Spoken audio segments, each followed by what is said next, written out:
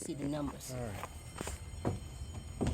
Good afternoon, everyone. Thank you for coming out today. I'm sorry I'm late. I'm always late because I'm always doing things around here to improve my place because my uncle suffered for a long time while they decided they were going to hang him for a crime that he did not commit. As a child, I looked at his picture. I looked at the article. I was like, oh my God, this man didn't do it. He just didn't do it. He said he didn't do it. And the proof is here in his statement. And that statement reads, his last statement, I have been in prison 1 year and 6 months, and now I am about to shake hands with time and welcome eternity. For a few hours from now, I shall step out of time into eternity to pay a penalty of a crime that I am not guilty of. I have been telling the truth ever since I was first arrested, but they tried to make me a liar. But God knows I am telling the truth. And after I've been hung, I am asking the authorities please to continue to search for the murderer of that lady. For I am not guilty of that crime, and if Gabriel should blow the trumpet to wake up the dead. Keep on going. Okay, wait a minute. She would come forth and tell you so. I will tell you again. I have never seen the lady to know her. I have never been to her house. Though I have suffered, if it would have proved to the world that I was innocent, I would have willingly gone through that awful degree again. I wish that I could have opened my heart to show you how pure and clean my heart is. I want to thank my Mr. Brady, my attorney, for coming to see me. I believe he done, that's what he said, what he could for me. I shook his hand and told him to meet me in heaven, and when I saw him drop his head, I told him to look up and not down. I want to thank Lawyer Pendleton and all of the rest of them that was interested in my case. Wait a minute, I can't even see. I want to thank the businessmen of the town and all of the ladies and gentlemen of this city and everywhere for the steps they have taken in my case, and Mr. and Mrs. Morey for their untiring efforts to save my life. I have offered up a prayer for all and asked God to forgive my enemies, for they know not what they do. I want to thank Mr. Bellis, the sheriff, for the interest that he has taken in me. Mr. Weedham, Mr. Smith and family, and all the authorities. I want them to meet me in heaven, for I am going there to die no more. I want to thank the editor of all the papers for what they have done and everybody that has spent their time and money to help me. My spiritual advisor, Reverend B.S. Holt, and Mrs. Georgia Boston, Mrs. A. Dennis, and Mr. Young, my day watch, Mr. G. Basil, and others who visited me and brought word of cheer to a dying man, and through their song and prayer, my soul was made alive, and I'm leaning on the everlasting arm of Jesus, for I know that Jesus died for all mankind. I could not leave this world with a lie in my mouth. John Snowden, the day before he died, which was February 27, 1919. My father was born on January 5th, 1900. My brother was born on January 5th, 1956, and I was born on January 5th, 1957. 57. I was messed up. But this was a very happy day for me when I saw that they called me on my job. I said, how do these people, they can find you anywhere. I was found to tell me that my uncle was pardoned after I wrote this letter, and I'll read it for you if you don't mind. Come on. I was living in this home when I wrote this letter. Okay, thank you. I was living here when I wrote this letter to the then Governor Paris Glendenning, the State House in Annapolis. Please pardon my Uncle John Snowden. It was all caps and bold, because I was serious. I wasn't playing. Too much time has passed. John Snowden, my father's brother, was hanged on February 28, 1919. He was innocent of the crime against Lottie Mae Brandon, who was murdered on August 8, 1917.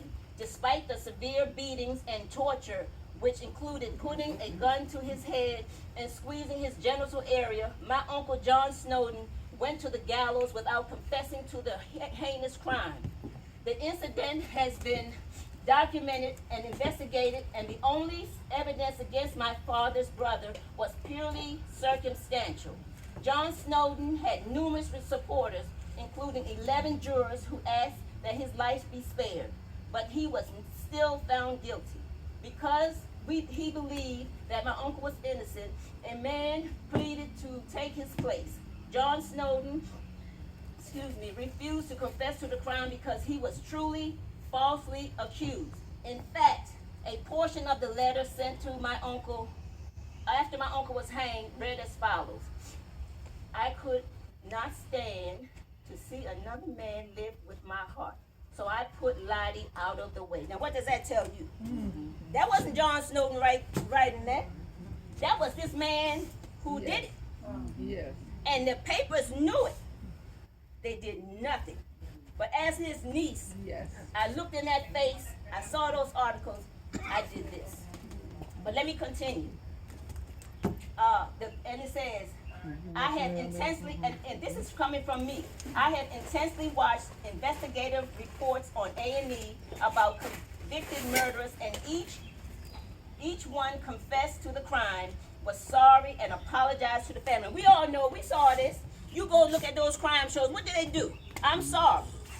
I did this. I'm sorry. I apologize to the fact. My uncle didn't do that. They squeezed his testicles. They put a gun to his head. They kept him up all night. I stayed up all night last night. I got a little bit of rest, but several nights I stayed up to get my yard so that you all can enjoy it. And I hope you enjoyed my work I did. We painted, we did the dance floor and all this stuff. And it's for him. He suffered. And it was hard for him, and it was hard for me, but I did. And Smitty, I thank you for helping me to know how to build a wall. Because I built a wall right here.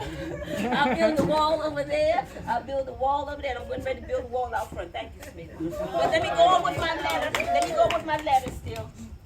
And now I'm gonna wrap it up here. From my childhood, I recall a newspaper article that my father had taped to his bedroom mirror that I read every day for a long time.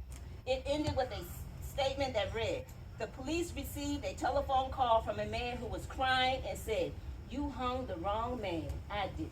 Then hung up the phone. Wow. My uncle was only 30 years old when he was put to death on February 28, 1919. And it's now time for his name to be cleared. He did not kill Lottie Mae Brandon on August 8, 1917, and therefore should be pardoned as soon as possible. All caps and bold.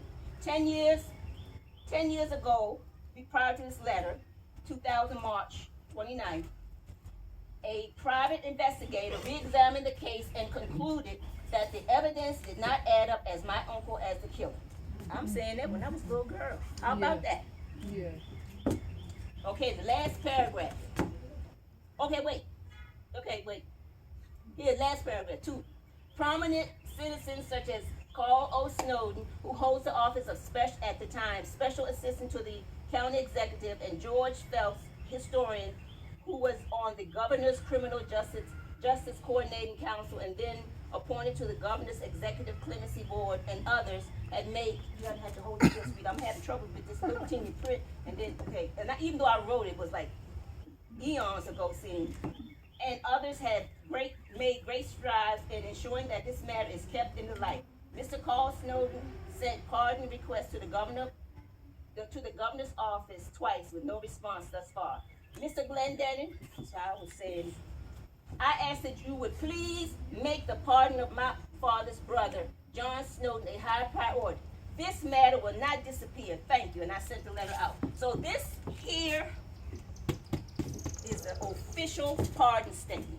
I had it hanging on my wall in my home. This is a copy, but the gold seal, the gold pen, and everything, and it reads, be it known that whereas John Snowden, grantee, was convicted of murder in the Circuit Court for Baltimore County on January 31st, 1919, and hanged on February 28, 1919, Now therefore I, Paris N. Glendenning, governor of the state of Maryland, have thought proper the extension of clemency under the authority vested in me by law, do hereby grant unto John Snowden a full pardon, absolving him from the guilt of this criminal offense, of his criminal offenses, and exempting him from any pains and penalties imposed upon him, therefore by law.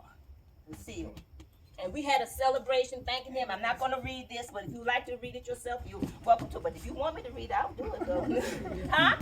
You want to hear it? Okay, me too, yeah. Because, I mean, in Annapolis, we had something at the cemetery to raise money to get a plaque for my uncle. This is the plaque right here. And it's part of his last statement right here. This is the part, it starts with, I have been in prison, and the rest. But this article reads, does anybody want to read? Because I'm like, gotta go. Okay. See you. Thank you. That's enough. That's enough. That's what you say. Does everybody in agreement that that's enough? That's enough. Okay, that's enough then. Yeah, good job. Thank you. Bye, Bernard. Bye, Wanda. Thank you for coming. Okay. Beautiful. Oh, did you want to say something? She wants to say something. Give her the floor. You want to say something? I'm taking this back here. Did I do good, Dee? Yeah. Thank you. I got a video. Oh, thank you, Dee. You have got your stepmother's shoes. Well, as you know, I never knew Mr. John Snowden, but the empathy and the feeling that Hazel has had since she's met me have made us kin. And Mr. Snowden was 30 years old, she said, and his whole life was ahead of him.